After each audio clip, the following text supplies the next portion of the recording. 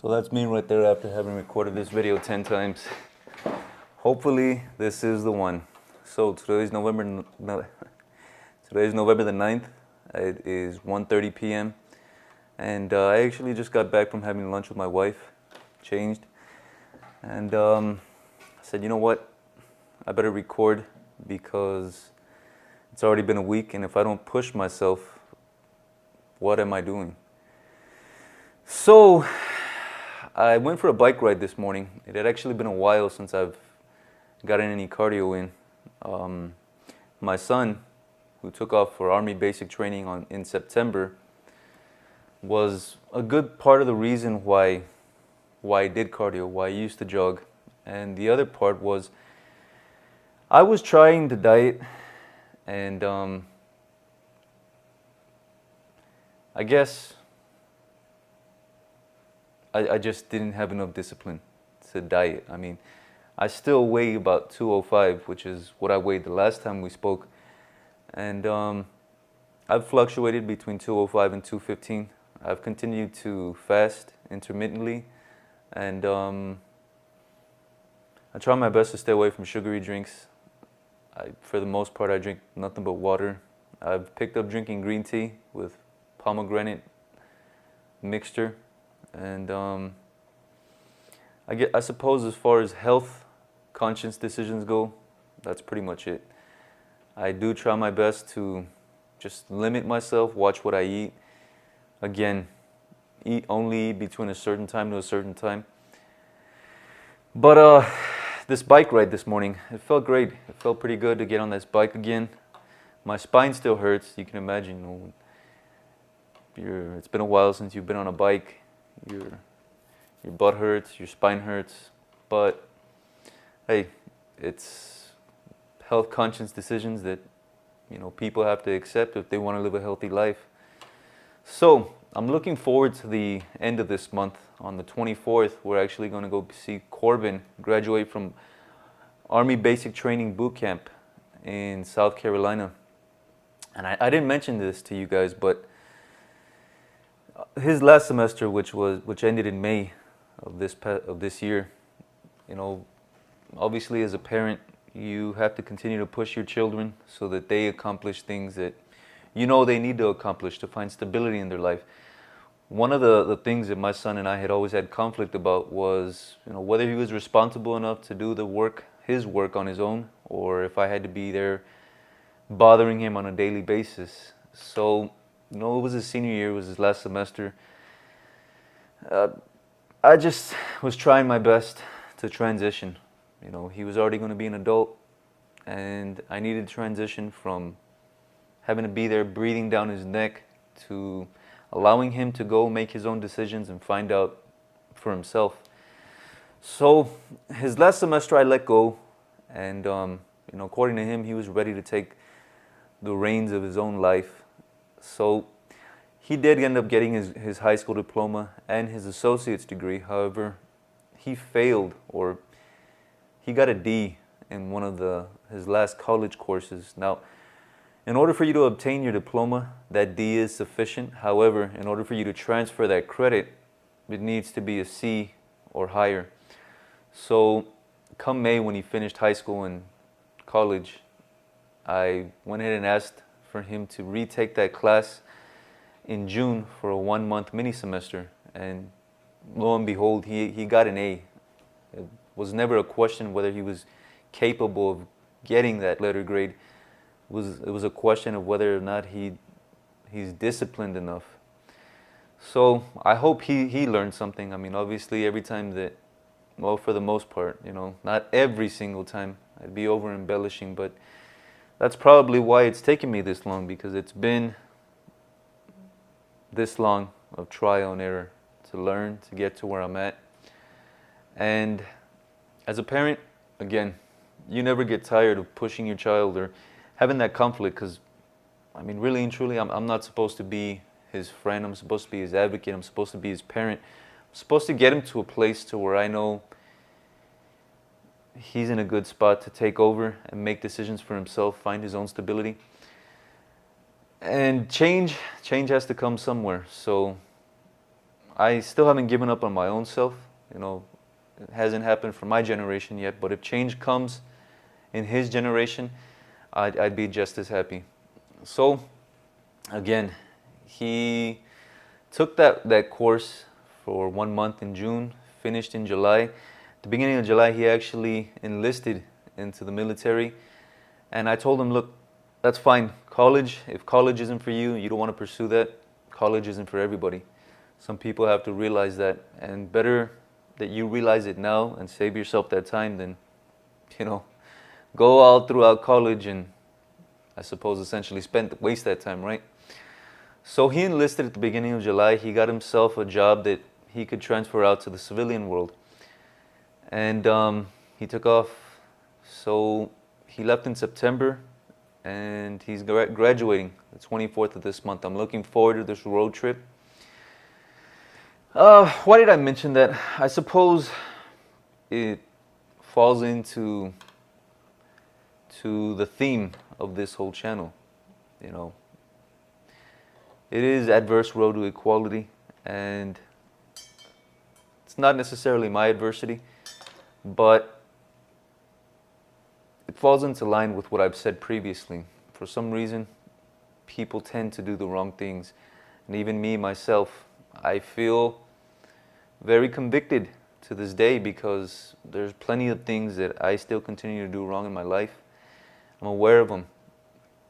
Fortunately, it would never have anything to do with anybody else. It's just my own personal decisions and my responsibility to our Father.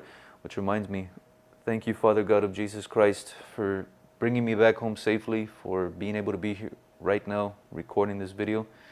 Strengthen me, Father God, to relay a good message to whoever's watching this video. So it's just one of the things that people, you know, struggle with in their lives.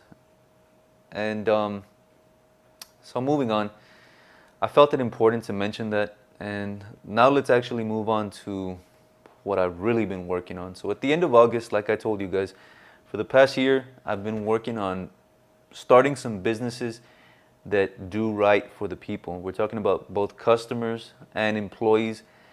We're looking to provide customers trust to where they no longer have to run into disappointment from dealing with people in their lives. And we're looking at providing these employees stability in their lives. Stability, the same stability that I myself have been looking for this whole time. So without mentioning too much more, let's just go ahead and allow me to show you.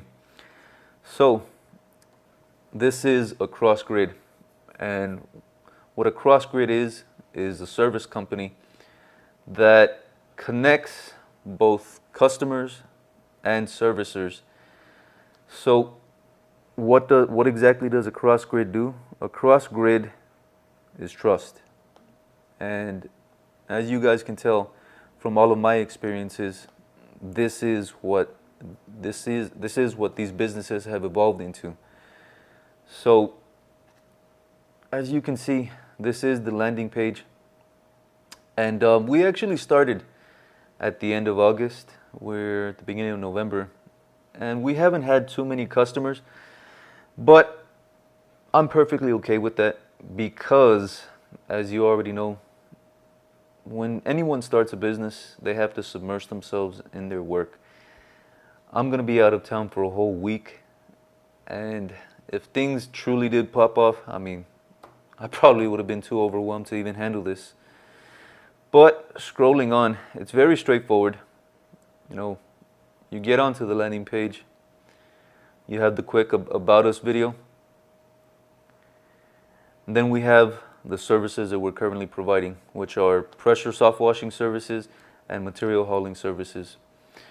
So I suppose one of the things that I did want to mention is that it's quite possible that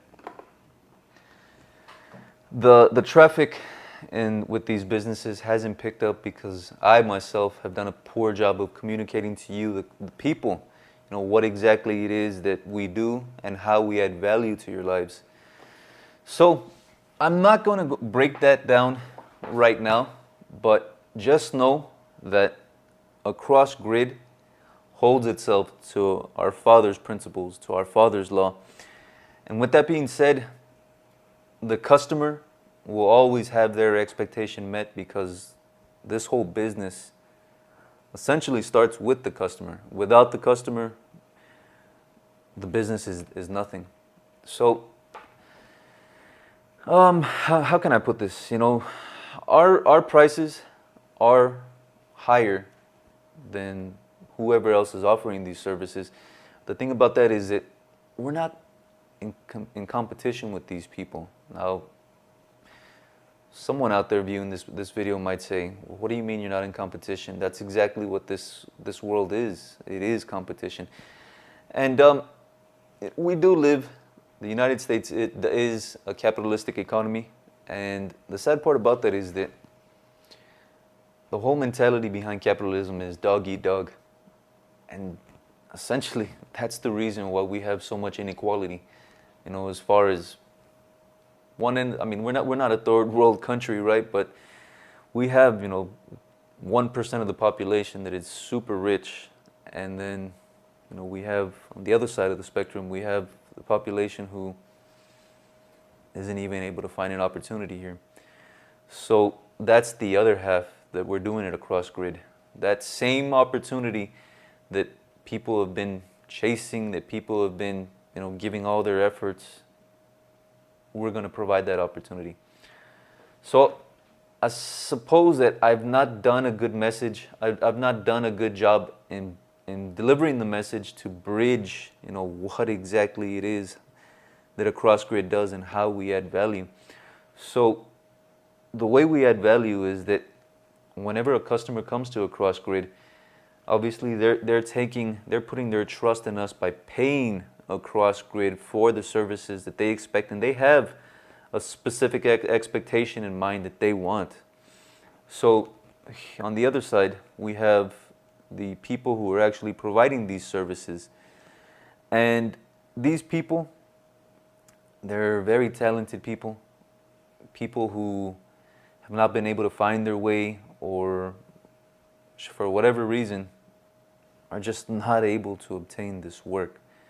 So what Across Grid does is we bridge the customer and the servicer. We give these people an opportunity to showcase their talents, but what we're doing is providing them assurance that whatever price it is that they ask for their services, they're receiving 100% of their asking price.